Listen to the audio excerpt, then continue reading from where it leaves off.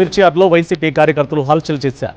సందిట్లో సడేమియా అన్నట్లుగా మిర్చి యార్డ్లో రైతులకు చెందిన 14 మిర్చి టిక్కీలు మాయమై మిర్చి బస్తాలు మెట్టుకట్టిన చోట తోపులాట జరగడంతో పల్నాడు జిల్లా రైతులు మిర్చి బస్తాలు కనిపించకుండా పోయారు.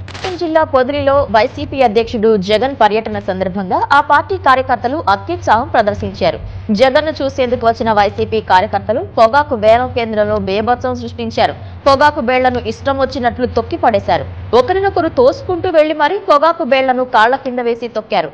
ఒక బేలుపై నుంచి మరొక బేలుపైకి దూకుతూ ఫోటోలు తీసుకున్నారు.